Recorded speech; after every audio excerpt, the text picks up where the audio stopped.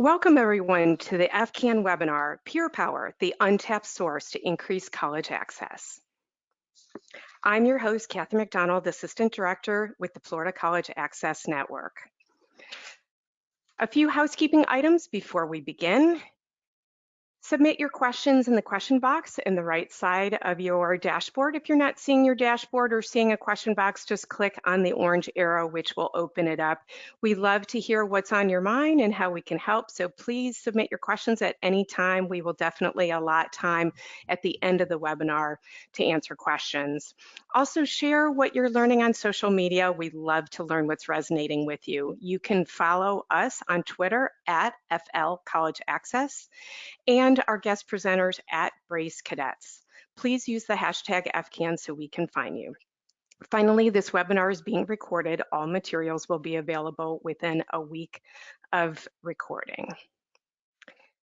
And let me go ahead and advance here. I'm super excited to share today's topic with you. They are doing amazing things down in Broward County, and their peer-to-peer learning environment is off to a great start. So please join me in welcoming Ralph Aiello, who's the Director of School Counseling and Brace Advisement for Broward County Public Schools, the nation's 6th largest school district, serving approximately 270,000 students. Ralph has earned numerous distinctions, including the 2017 FSCA District Administrator of the Year, 2018 FCAN Unsung Hero Award, the 2019 FCAN Innovator Award, and 2019 Broward Education Hall of Fame. Leading over 500 school counselors and post-secondary advisors, he's helped students earn over $1 billion in scholarships and financial aid, created programs nationally recognized by NCAN, served on the Naviance National Advisory Board, and co-founded the Broward Local College Access Network, Bridge to Life. Additionally, he leads the district's social emotional learning, mindfulness, student progression, enrollment and withdrawal, and foreign exchange programs, as well as many of the recovery efforts at Marjorie Stoneman Douglas High School. Second, let's also please welcome Yvonne Green, who is the College and Career Specialist with Broward County Public Schools. Yvonne has a long history of working to improve education outcomes for public school students. She's piloted the Brace Cadets program, which you'll hear more about today, with the Broward County Schools, and is thrilled to be working with future leaders of the county, state, and the world. And finally, please join me in welcoming Carol Lopez, who is currently serving as the Supervisor of College and Career Readiness and supporting school counselors and Brace advisors at Broward County Public Schools. She has served in the educational profession as a teacher and school counselor and beyond for over 20 years. Carol advocates for students' post-secondary attainment through community outreach in Broward County and as the co-chair of the local college access network, Bridge to Life. Carol has been honored as one of the 100 2018 Outstanding Women of Broward County and was also named as one of FCAN's Unsung Heroes for her recovery work during the Marjorie Stoneman Douglas tragedy. Carol is passionate about education and the future of today's youth. Now, I know quite a few of you may be new to FCAN, so very briefly, our mission is to lead the collaborative movement to ensure every Floridian achieves an education beyond high school and a rewarding career. Our vision is to build a Florida working together where education is the pathway for economic mobility for all. We do our work in 3 primary ways. The first is through our local college access networks, which represent 82% of the state's population. These organizations are made up of community leaders who come together to create solutions and partnerships to support local talent development. The second way we do our work is FCAN publishes research and data on evidence-based practices and policy opportunities to strengthen Florida's talent pool. And the third way is through leading our statewide initiatives, College Ready Florida, that supports students in continuing their education beyond high school. Now, what guides our work is our 7 conditions for success. You can find out more about them on our website, but today you're going to see great examples of many of these conditions, particularly our clear information and guidance and community collaboration. Now, to get started with today's webinar, we know that students need more guidance and support. After only one meeting with a one-on-one with a counselor to discuss college and financial aid, the chances of a student going to college triples, and they are 7 times more likely to apply for financial aid. So huge benefit there.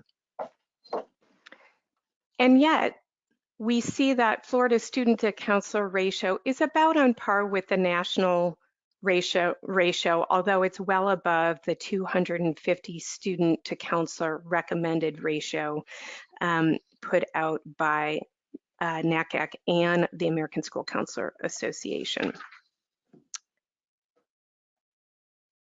We are looking to get you all involved now, so let's have you participate in this poll. What could you accomplish if you had more resources to support students in building their post-secondary plans? You can check all that apply for you. So proactively reach out to more students, reach students where they are, primarily on social media, make sure students know of important college deadlines, help students know what steps to take, or maybe it's for some other reason. And if it's some other reason, please feel free to put that in the question box so we know what types of supports you envision for your students.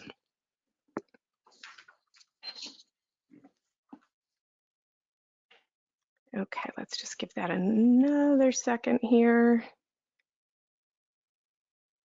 Okay. All right, I'm going to go ahead and close that out. Let's share the results with you all. As you'll see, 79% see an opportunity to reach out proactively to more students. About half reaching students where they are and helping them know about deadlines, and then over 70% around helping students know what steps to take, because it's confusing for students. Okay, great. Thanks. Let me go ahead and hide that. And with that, I appreciate you all chiming in. I am going to turn the floor over to Ralph, who is going to get us started today. Ralph, welcome. Thank you very much, Kathy. Glad to be here.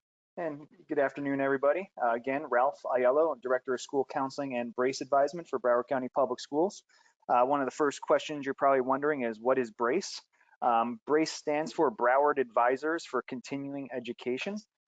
It is a position that we've had here in Broward schools for about 30 years, and they specialize in helping students transition from K-12 into whichever post-secondary opportunity they're selecting, whether that's enlisting in the military, getting employed, applying to college, or taking a gap year. But today we're going to talk a lot more about our Brace Cadets program. So it's really tapping into the power of the 95% of the human beings that are on our campuses every day, meaning the students. It's a program that we're very passionate about, very excited, and so we hope to give you a good overview here today. I'm going to start off by just giving you a background on Broward County Public Schools itself and how Brace Cadets came into existence. We'll talk about some of the challenges that we faced along the way and how we overcame them, and what many of the opportunities are going forward, as well as what the vision is going to be for the future. Next slide. So as Kathy mentioned, we're the 6th largest in the country, 2nd largest in the state, with almost 270,000 students. Basically, to put that in perspective, if we took the states of Maine and Wyoming and combined them, that's about the size of Broward County Public Schools. But you know, we're not a state. We are part of one of 67 districts in the state of Florida, and we are beholden to whichever laws and rules are required of us by the Florida Department of Education. And next slide. And like many of you out there, your states likely have accountability structures in place that grade your schools. What we're seeing on the screen right now is the high school grading formula, which focuses primarily on testing, English language arts, mathematics, science, social studies, as well as graduation rates, which the main barrier to graduation is always testing. But there is also a category where schools can earn points toward their grades for acceleration, and that focuses on post-secondary access. So when students are able to pass advanced placement, Cambridge, International Baccalaureate, or dual enrollment courses, and or earn passing test scores to earn college credit, schools can get points in their grade, students get articulated college credit, and the schools also get, and the teachers also get bonus funding.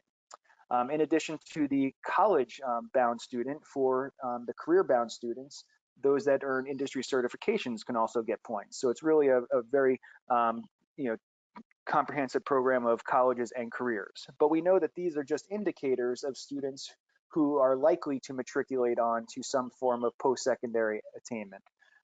This doesn't really talk about what we want to see students accomplish, which is actually making it to a college, whether it's a four-year university, a community college, a technical college, getting a job or an internship or an apprenticeship, actually enlisting in the military. And so because that is not a factor in what the state's expectations are of our schools, our district has developed our strategic plan and incorporated a lot of these outcomes and metrics locally. And that's on our next slide. So in Broward schools, this is a copy of our strategic plan, focusing our vision on educating today's students to succeed in tomorrow's world. One of those particular initiatives focuses exclusively on college, career, and life readiness. In fact, it is the #2 item in our strategic plan as our priority. Because it's not just about getting students to walk across the stage and turning their tassel from left to right. We want them to be able to access some form of post-secondary education and have the resources and support they need to be successful. Next slide. And just a little bit about our students. We're very diverse. We have a very high free reduced lunch rate, very diverse as far as our minority populations, speakers of English and other languages. Everything we do, we have to translate into Spanish, Portuguese, and Haitian Creole. A decent sized number of special needs students. And despite our free and reduced lunch rate, our FAFSA completion rates still fall far short of the mark. Every year, our students leave about $19 to $20 million in Pell Grants alone on the table simply because they don't fill out the FAFSA. And in our current environment with the economy, more and more students are going to have this type of need, and we want to make sure we improve these outcomes. We do have other initiatives such as SAT Day to get our students taking college admissions tests, but it still falls short of reaching our goals. In Broward, we've made a number of different investments related to college, career, and life readiness. We have about 475 counselors in our district, gives us to about 500 to 1 ratio, which is in line with the state and the nation. But the unfortunate part is when we factor in those other duties as assigned, such as testing and 504 and lunch duty, bus duty, hall duty, over half the counselor's time is spent on those non-counseling related activities. So essentially their caseloads double, which is why we have our BRACE advisors. They're paraprofessionals, teacher's aides that are there to support the counselor. But unfortunately, over the years, as the counselor's responsibilities were watered down, the role of the BRACE advisor has been elevated. Now, to alleviate that, Broward recently had passed a millage referendum where the voters had chose to increase their property tax rate to give additional funding specifically for school counselors. So we're currently in the process of hiring up to 25 more school counselors for this upcoming school year. So despite our budget cuts that are likely coming down from the state, and many districts are going to experience a reduction in their counseling workforce, we're actually going to see an increase this upcoming school year. As I mentioned, we have other programs. We have SAT Day for all of our juniors. We have Naviance as our college and career online tool. We have created courses for our students, such as Adulting 101 to give them full life skills, Money Matters for financial literacy. We built our local college access network and bring in all of our external partners so we can all be working towards the same goal, speaking the same language and using the same tools. We do a lot of things that everybody else is doing as far as college fairs and getting engaged in FCANS activities for college and career signing days and application days, Planet Florida, and so on. We've done all kinds of social media campaigns, text messages, phone calls, and so on. But still, we're falling short of attaining our goals of that all students will matriculate onto some form of post-secondary access. And if we're truly trying to build that robust culture, so it permeates amongst all schools for all students, so everybody enrolls and completes some sort of education, it's going to take an army of people to meet these needs here in Broward and likely in your schools, districts, or organizations. As I mentioned earlier, 95% of the human beings of the students, let's tap into their potential. I mean, the students listen to each other more than they listen to the adults anyway. They are far more passionate, and in fact, when one of the best ways to teach somebody or help them learn something is to have them teach it to somebody else. So using that premise, we worked towards using our data and using our measures to create this program called Brace Cadets. Moving on to the next slide.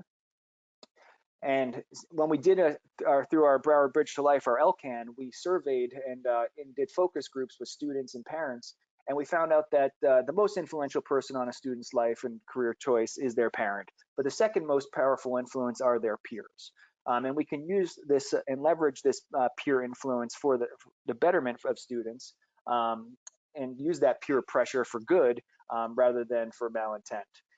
And for several years, we have been working and partnering with a nonprofit organization called Peer Forward, who's been a fantastic partner with us, where they help to build out in several schools through some philanthropic generosity to help kids to develop leadership skills and learn campaign management and be able to go back to their schools and do certain initiatives to increase college and career attainment. We were then able to leverage a grant through the Bill and Melinda Gates Foundation, their To and Through Challenge, to receive a little bit of funding to be able to take it to scale. So not just in a small pilot of schools, but to take this district wide. So every one of our 32 traditional high schools, as well as several of our technical colleges and high schools, as well as our charter schools, now have Brace Cadet programs throughout our school district. And next slide. And as part of that, the To and Through Challenge grant, as we've been working on this for the past year and a half, we were recently recognized in the National College Attainment Network's new guide about district-wide approaches that work. So having specialized staff such as Brace advisors and leveraging peer mentoring and supports is a best practice that they've discovered across the country. And on to the next slide. And so I'll turn it over to Carol next to tell you a little bit more about the totality of the Brace Cadet project and how we came to be. Hi, everybody. Thank you again for having us, and we love sharing about the amazing work that the Brace Cadets are doing.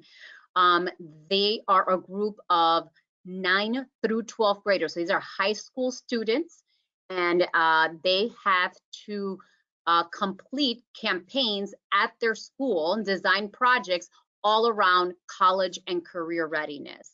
And it's really to help their students and their culture of their school really become focused on what's after, not just testing, but what's after we graduate high school. Next slide. So if you do not follow our Brace Cadets, we do have 2 cohorts. We have Brace Cadets that are actually implementing projects at the school, but they work very closely with our social media Brace Cadets that are constantly putting out messages of scholarships or helping with Naviance or how to take a gap year, college and career readiness. So all of these students work together and have a social media presence. And currently they're even the ones that have developed our Broward Bridge to Life website. They have also made videos that you saw as an introduction to today's meeting. And they're just so talented when it comes to the technology. Why not use them to make sure they know what kids are really looking for? So when we decided to do the Brace Cadets, we really wanted to make something that kids wanted to do. And so before we even started, even though we knew this was going to be in the college and career space, we wanted to see what do kids need the most help in? What do they think that they can benefit from, and their schools and their peers can benefit from? So when we started the application process, we asked them, what are the priorities that you want to learn more about? And these were the 5 priorities that our students wanted to learn more about. As you guys know, we have Naviance, which is our college and career platform and tool that we use here in Broward. And if any other county has Naviance, it's an amazing program, but it's a lot of information for the students to digest, right? So they wanted to learn more about it and how can they help their students kind of figure it out so it makes it easy for them. They wanted to know about what college readiness and career readiness and all that that encompasses. We wanted to talk to them about, our technical colleges and our pipelines that are directly to Broward County jobs.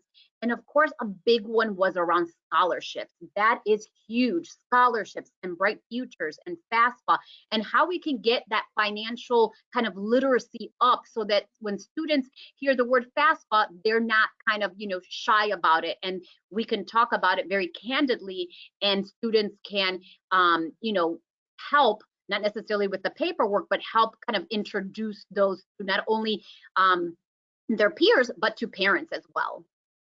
Next slide. So we had an application process and we've tweaked it. Again, we are going on cohort 4, but our first cohort, which was last year in January, so we're only a year and a half old. The application process, we wanted everybody to first know, right, what the platform Naviance was. So we had it kind of embedded that they had to look for the application through Naviance. And we asked screening questions. Why do you want to participate in this? What other extracurricular activities are you involved in? Are you in dual enrollment? Are you in a sport? Are you in a career pathway, right? Because there's a lot of kids that get involved and maybe not for the right reasons, and maybe just have too much on their plate. So we wanted to make sure that we were aware of those things, and really why they wanted to become a Brace Cadet, and find out more about any special projects that they implemented from beginning to end, what their vision was. So we really had some serious questions that students had to think about before just applying. And then from there, we went on an interview. We gave students interview, brackets through Calendly. And so, we called them, we text messaged them, and they had, to go through an interview process just like a job, because at the end of the day, they are getting a $500 stipend for this. And through that, through the interview and through the screening process, we also asked them to simulate some of the things that they would talk to their students about. So Naviance, they had to do self-assessments and find out a little bit more about themselves. We asked them to complete common apps or even have a FSA ID if they were seniors. So we asked them to do that. That way they have the familiarity of when to talk to their students, when they're talking to other students about it. And they had to draft a project plan. We wanted to see they were committed to something before kind of letting them into the program. And of course, they had to have a signed agreement by not only them but their parent, saying that they were committed to this campaign and what all of that entails. Next slide. So our expectations, they had to do training, mandatory training, all day training. We were with them from 8 to 3:30, sometimes 4 in the afternoon. And the funny thing is that even we had these mandatory trainings, they wanted more. They want more trainings than what we were even able to offer them.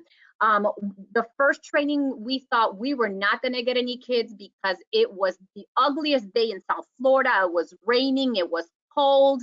Our first meeting was kind of in the middle of nowhere, and you should have seen those kids come in willing to help with their parents and early. It was a sight to be seen. Even thinking about it now gives me the chills.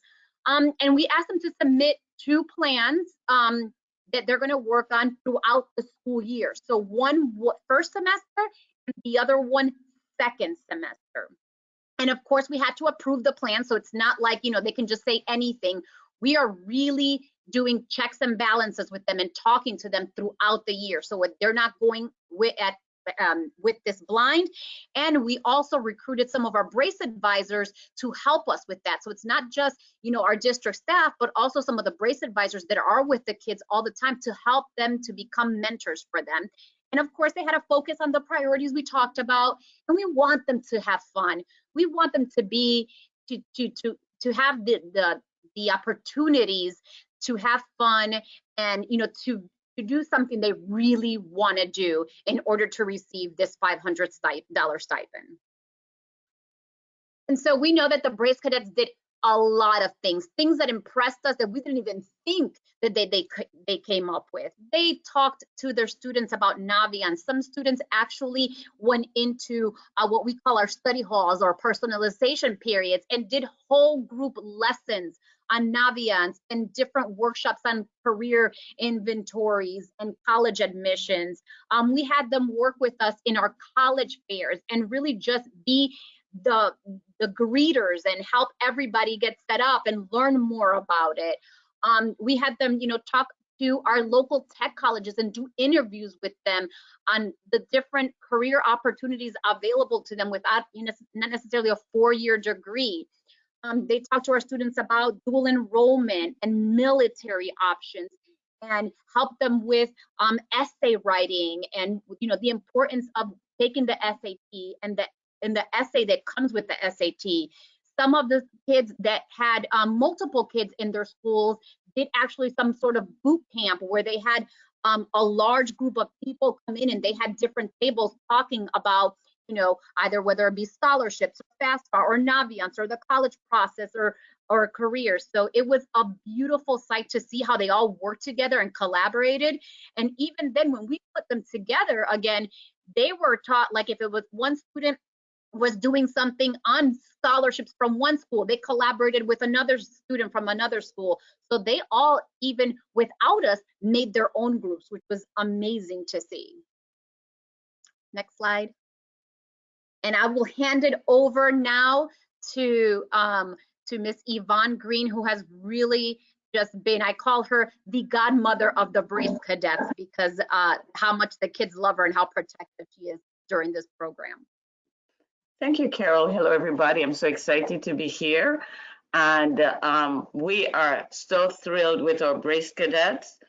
And actually, I chose this quote to share with you today because I think it captures what really is in the heart and mind of our students, that they are looking to have impact.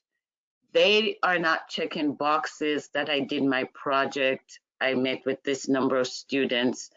They actually catch the vision that we want to create this robust college and career going culture in Broward County, and they see themselves as part of the answer to that vision that we articulate. And so here, some of our students are sharing some of their best practices, but one of the things that we taught them last year is that you can extend your reach beyond just the 5, or you can extend your reach beyond however many kids you plan to work with this year. If you train students and have them help just 5 more kids, you're going to be able to impact so many kids. I want to also just going back to that other slide, I want to just share with you something that I think is important in the fact that the students have so much intentionality and vision in the work they do. Because from this, I want to just tease out the brand that we built for the Brace Cadets. We know that they have vision and they're leaders. They want to do more, not just for themselves and their peers, but for the district. So we branded them as visionary leaders. In addition to that, we know they also want to change the trajectory of life, the life trajectory of their peers. We call them game changers. And we know they definitely want to influence their peers. So we call them influencers. But here's a big thing. The vision that they have for themselves and we have for them is that they not only do this in their schools, but they do this in the community as well. So here you'll see one of our students who is doing a FAFSA campaign at the local park at one of our B12 events. In prior slides, you saw one of our students speaking at the B12 inauguration, and they serve on leadership roles in B12 and in their schools as well. So the vision of Brace Cadets is not only that they implement programs, but that they begin to embody these identities as influencers, visionary leaders, and game changers. We can go to the next slide. And they do so much and accomplish so much that the brace advisors who really use them well and wisely are sharing that they accomplish way more because the students are able to reach other students, they're able to implement projects. In fact, at this school, the brace advisor, who is also in the picture, said, you know, my students, the Brace Cadets, organized a FAFSA drive, and I got more students there than when I organized it. So they do make a huge difference. Next slide.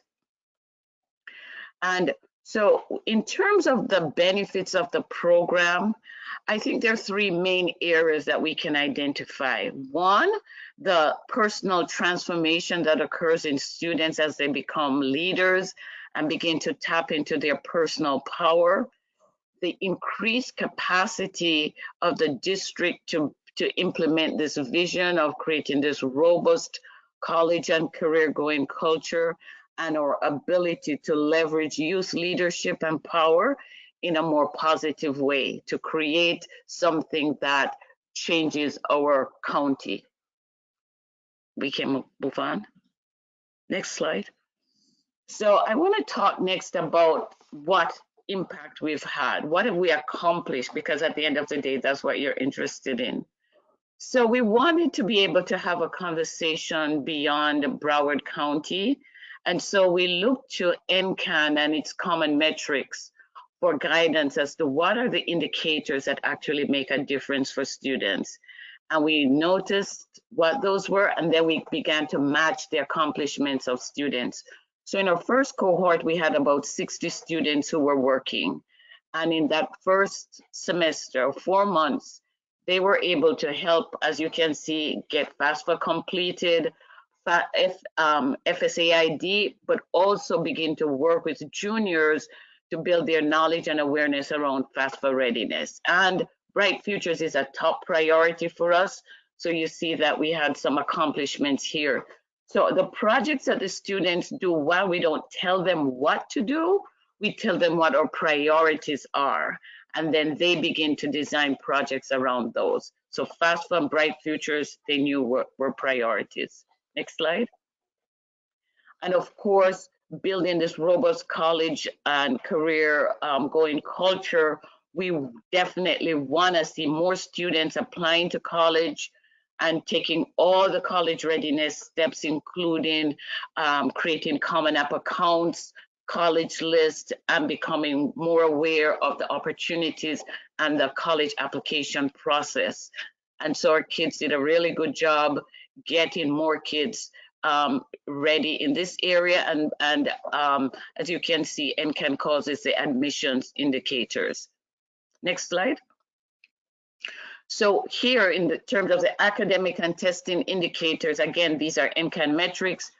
We had fewer students taking on these projects. And one could say, oh, well, your kids didn't do well. The other thing we actually see is that this is an area that we have to speak to more when we are presenting the opportunity to help create this robust college going culture in Broward County. More for students lean towards the college readiness piece and the financial aid, but this is an area that we want to grow also. Next slide. And not only did we look at what would allow us to have conversations outside of Broward County, but within Broward County, we had these Navions, or we definitely had a major priority to increase Navions usage and the completion of assessments. And our students did an amazing job in that area. And as you can see, also, we wanted students to begin to create plans, post-secondary plans. That occurred, and students also worked on careers and alternatives to college. Next slide. I'm going to turn this over to Ralph so he can talk about the money. Yep.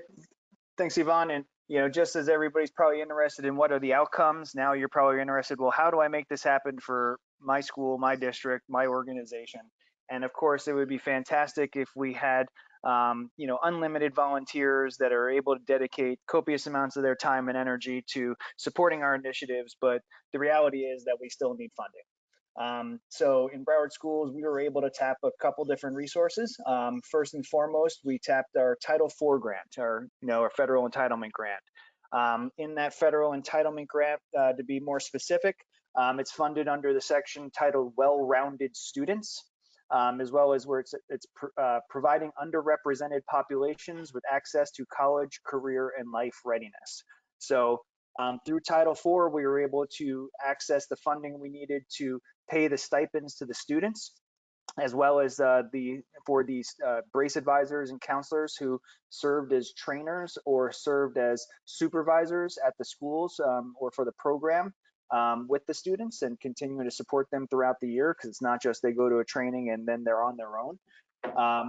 And we also were able to harness the funding from the Bill and Melinda Gates Foundation's To and Through Challenge grant to be able to continue to work in partnership with Peer Forward to support our collaboration with our local college access network, to help to develop some best match and fit metrics and tools that our students can use when they're advising their peers, as well as to buy some incentives. So when students are, as mentioned earlier, going through these activities, sometimes it's not the intrinsic motivation that gets them to accomplish these tasks. Sometimes it is extrinsic.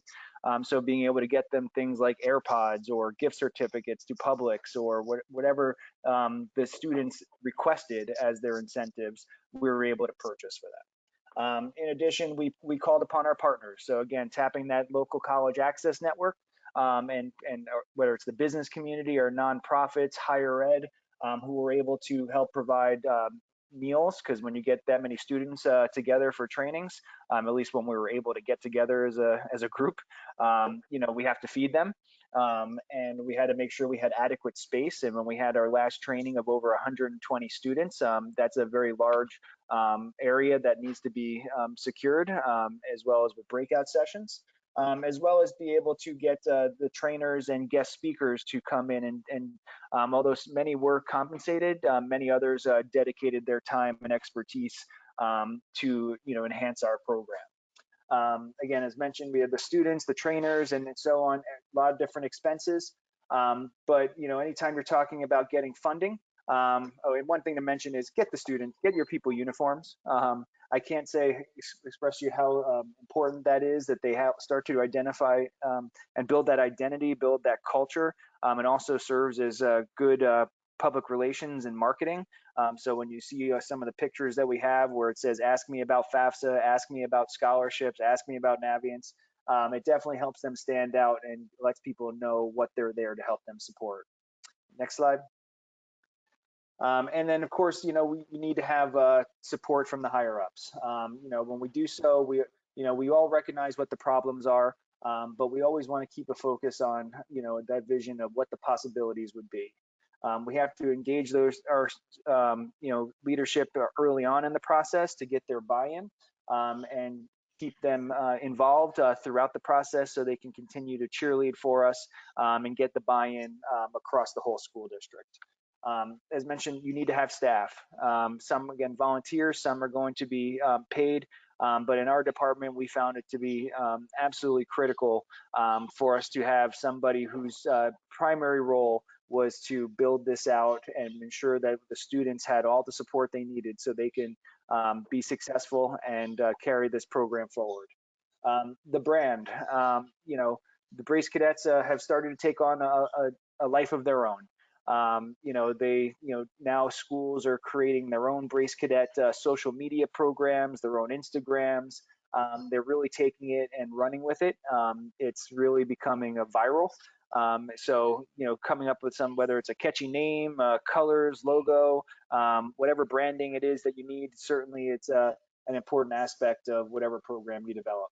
As mentioned, the budget is always going to be important. You don't really need a whole lot of money. But just think of it, for every $500, we were able to get another student to become a Brace Cadet. And, that money certainly had the positive return on its investment. And when it's all said and done, you know, as Yvonne went through, we want to share our successes, not necessarily our setbacks, but a setback is really just a setup for a comeback. So we're just looking for, you know, areas to improve and where, you know, and be able to harness our strengths to overcome those weaknesses. And next slide. And to do so, just for the students, they really need to have that clear vision. Why am I here? You know, what are we working towards? And those clear expectations. What's my role in this bigger picture of things? What are you expecting of me? And then, of course, meaningful incentives. As I mentioned a minute ago, what's in it for me? So I might know why we're here. I might know what you want, but why should I do it?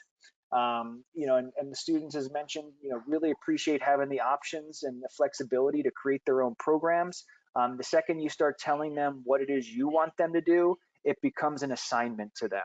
It's not about us, you know, having, you know, even though we're paying them, it's not having another employee. You're really harnessing the power of the youth and getting them to use their creativity, their imagination, their networks to be able to develop something on their own that they'll be then far more inclined to dedicate their passions towards.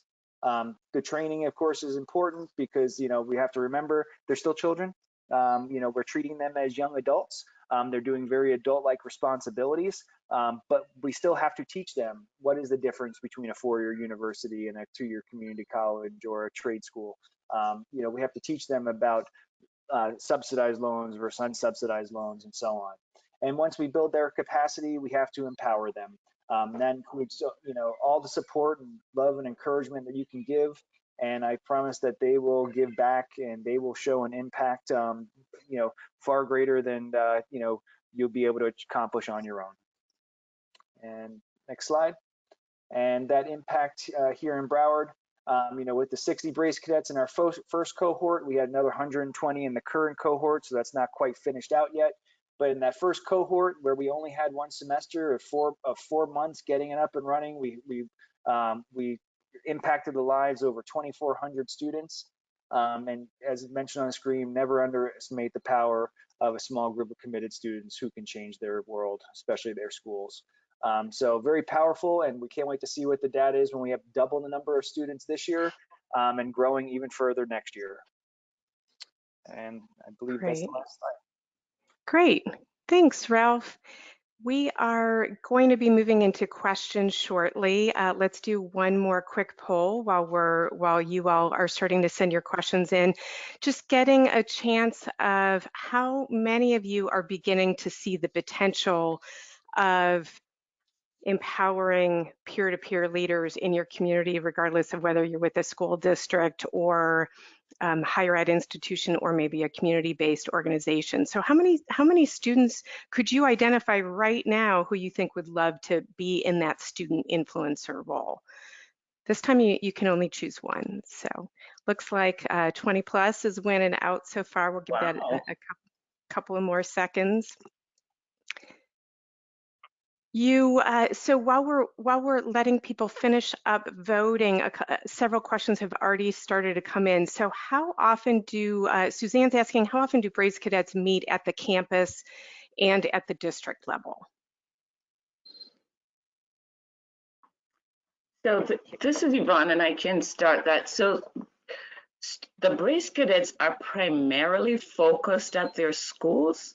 They will go to the district office if we have an event there to address some issue, maybe like we said, advocating for Naviance, or they may be out in the community participating in the B2L events, but their primary responsibility is at their schools. Great. Let's just go ahead. We do have training. Yeah, we do have training. This is Carol. We have training for them. So we have mandatory training for them district level. So like we said, those 4 full days of training. And then what we do is meet with them in the middle sometimes. So this past cohort, since we had a full year, we had the 4 days of training, and then we met with them right in the middle to find out, what they needed help with, what were some challenges, what were some successes of their project for first semester, how can we support you second semester, and then what we do is have a celebration for them at the end. And this year, it's actually today, we have a celebration with them at 3 o'clock, and it's going to be our first Zoom celebration. And they literally put this all together. We met with them and asked for help, and they have some amazing creative ideas. So it's really all about them. Through this COVID-19 process, we have had a weekly check-in if you need it. So we're available. Some kids have, signed on every single time, while others may not have. But we definitely want to make sure that they are getting all the support that they need. Great, great. As you can see, just about half already of those who voted think they can identify 20 or more students in their community who could make great ambassadors for building college-going cultures in their community. So thanks to all who voted. Definitely have quite a few questions coming in. One of the pictures stated that there were 11th graders. Are all the cadets in 11th grade? No, they are 9th through 12th graders.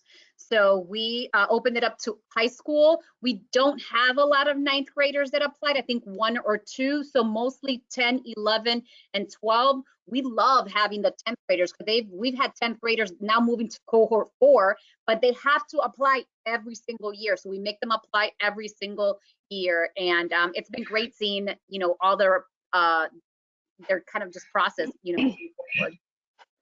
And the best candidates are actually the 10th graders, because the 9th graders are just in high school and still finding their way. But then the 10th graders now are really thinking, okay, how am I going to be a leader? How am I going to do all this stuff? And then we have them for 3 years, which is a benefit. Sure, and I would think those 9th graders are also still kind of getting their own lay of the land and probably haven't started doing a lot of the steps that you want the Brace Cadets to be knowledgeable about. Monica asked, what is the frequency of the payment of the stipend? So that is a one. Yeah. No, it's that's a one-time stipend of $500 at the end. So that's something that we ask them to, sign a contract that you have to complete, all of your things at the end. This year we have kind of made it a little bit more lenient because of COVID. So a lot of students couldn't complete the second project. So then we said, okay, well, if you did the first one, then we'll give you the $250, but it's the $500 at the end of the program. Okay, great. Donna is asking, are the district level trainers, SEL, counselor, and CTE directors, are those all at the district level or kind of who did the training? We used a mix of people because, as Ralph shared, we lean heavily on our village. And so we turned to our local Broward College, but also our local universities to come and join us, to send their admission staff to do some specialized training, as well as our CT partners right here in Broward Public Schools. And we also look to some of our B2L partners. One year, one of the vice president of the MODS, the Museum of Discovery and Science, came and trained our kids on how to recruit students. So that was exciting. Great. That was actually one of the questions that came through is how do you promote and recruit the students to participate in the first place? I'll let Carol talk about that. So luckily we have, an email chain with our Brace advisors and our school counselors and a weekly update. So we put it out there. And of course, now that we have our social media cadets, they've been amazing in putting it out there as well. But we do it through the schools and through email. So we email through that, the weekly update, we email principals, we email whoever wants to hear us, like, please advertise this to as many students as you can get it out. That's kind of how we do it. Great. And this year, what we've noticed is a number of Brace Cadets are recruiting students from their programs and recommending them. So that's a big deal.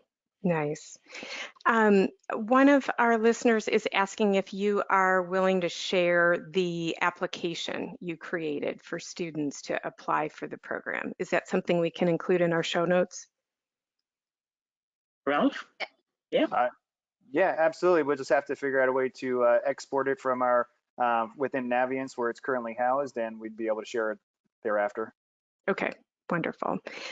Do adult learners have to be, I'm sorry, adult leaders have to be present when the students are leading for safety and accountability? Well, it's mixed. When some students, they meet with their peers at lunchtime in the cafeteria. That's when they can, connect with students. But ordinarily, when they're in classrooms, the brace advisor or the sponsoring teacher or some adult is usually there, and they coordinate with them most times. Okay, great. And is the stipend that you pay the students, is that taxable? Maureen wants to know. Yes. Yeah, they have to fill out an employee, and they do get taxed on that.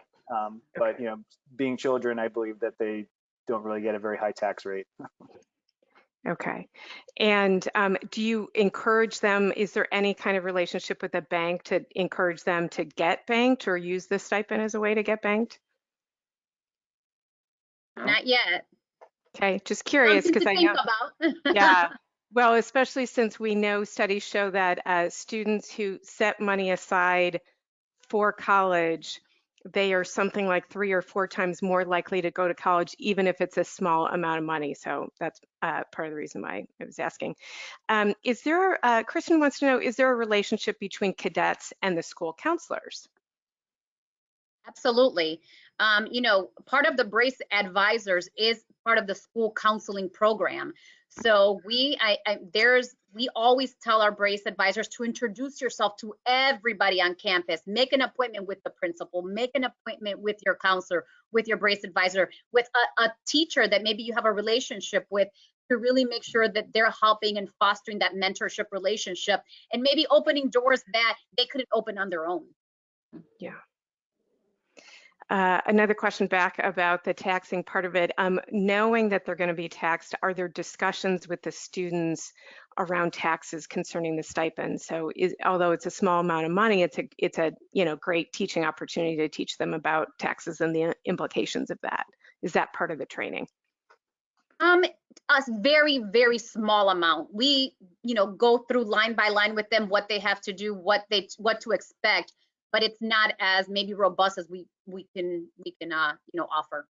Okay. Yeah, we explain the process, but we don't get too deep in the weeds of the financial literacy aspect with them. Okay, great. And Janisha's asking, what have been some of the challenges you've experienced? So some of the challenges that we've experienced are, one, some of the students get really busy and they thought they could manage everything and then time runs away. Another challenge that we've had, because we started the first cohort late, we started January, not enough time to finish the project. And sometimes kids are kind of slowed down because they're waiting for approval from the principal or someone, and waiting for that approval slows them down. One big challenge that happens is Ralph mentioned it, if the students have a vision of what they want to do and the adult says, no, you do my project, then it's going to fall apart. That's an official terminator right there. But the kids, here are the key things to success. The kids want to have the vision. They want to, one of our brace advisors, he shared with the other brace advisors how he worked with his student. He said, I listened. I always ask her, what do you want? What do you need? And I support her and provide that. And she's a top performer.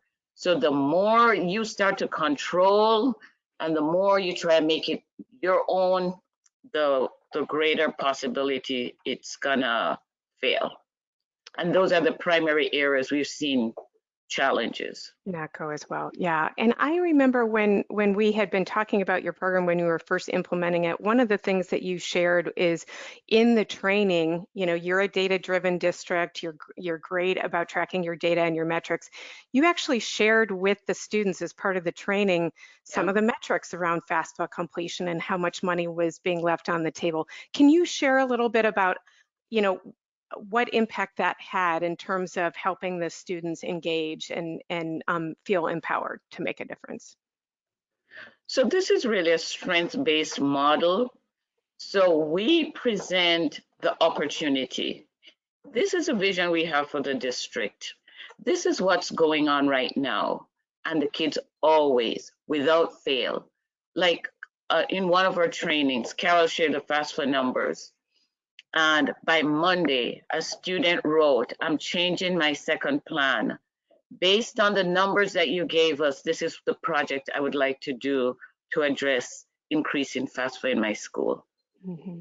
That's all we do. We show them the vision. That's all you have to do. Because these kids, they're already hanging out with their peers. They know what the issues are. They already care deeply. Sure. All we're doing is creating an opportunity. Yeah, great. And it's probably also important to note also that that student, before we even had the second training, completed her project and met her goal for FAFSA completions. Nice, nice. That's great. We love to hear that. Donna's asking, across your district, how many high schools now have a Brace Cadet and or an active program at their school? Go ahead, Carol. Well, our goal is to have at least one in every high school. Our centers don't have any because, or haven't had successes with them because of transportation and other things. But every one of our high schools has at least one. Some have more, but at least one. And we want to see that increase, of course, you know, every single year. Yeah, including the charter schools. I think it's around 36. Yes, we do. We have charter schools as well. Okay, great. Maureen says, I'm sorry if you already said this, is this structured like a school club? And is the advisor receiving a stipend as well? Some schools have taken that next step and actually created after-school clubs. So it's the Brace Club, but they've done that organically on their own. In this upcoming year's budget, we are looking to allocate funds to provide a stipend to a school-based staff member to coordinate a club if they choose to initiate one. Oh, that's awesome.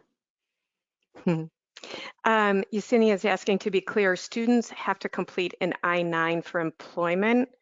So are you unable to have undocumented students participate? Well, they can participate, but they wouldn't be eligible for the stipend. And so we had a situation this year where some students were in that position and we offered the opportunity. We also spoke with B2L in the event that they wanted to step in, you know, for the undocumented students, but the students withdrew. Okay. Tracy's asking, do you have comparison data on college application FAFSA completion for schools with Brace Cadets versus schools without? I don't know if you can exactly compare that because I know the environment in every school is a little different, but Yeah. just trying to measure that impact. I think that would be an interesting thing to look at, though. I mean, this, just to be clear, as Carol said, this is our second time doing this. So that would be a good, at this point, it would be a good thing for us to either look at now or plan to look at. Mm-hmm. But there wasn't a treatment or a control group. Okay, great. And then Elizabeth is asking, is there support to help the student develop a resume which includes their cadet experience? Yes, and we tell them all the time, like, this is resume worthy if you don't do this. So yeah, and through our platform Naviance, one of the things that they should be doing is doing a resume. And so we're always there as mentors, and we, you know, have multiple mentors to make sure that if they need something to be looked at, a resume, college application, anything like that, they can always send it to us and we'll proofread it or give them some feedback on it. So like we said, we have a really good pulse and relationship with the cadets. Great. And we also encourage them to use it in their personal statements and essays when they're for scholarships and college admissions. We always tell them, a lot of people will do a fundraiser and maybe sell some candy and raise a couple $100. If you can help your classmate, 30 of your classmates complete the FAFSA and they all qualify for a Pell Grant, you're helping raise tens of thousands, if not hundreds of thousands of dollars for your peers. Great, great. Thank you so much. So for those who are tuned in, if you'd like to learn more about upcoming FCAN webinars, legislative updates, events, and policy briefs, I encourage you to subscribe at floridacollegeaccess.org/subscribe. We do have another webinar coming up next month. The registration will go out soon, which you will get if you are a subscriber. That will be covering Unite Miami. It's a wraparound support for youth in foster care or experiencing homelessness. Many, many thanks to Ralph, Yvonne, and Carol for sharing the wonderful Brace Cadet model and helping us understand how we can expand our impact and help more students prepare for life after high school. For those of you who are tuning in, thanks for joining us today. Stay safe out there, and hopefully we'll see you next time. Take care. Bye.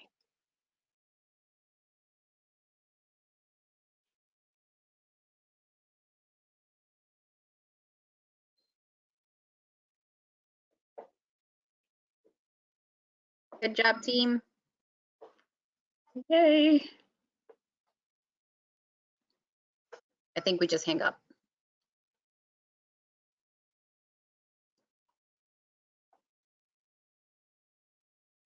All right. Bye, guys.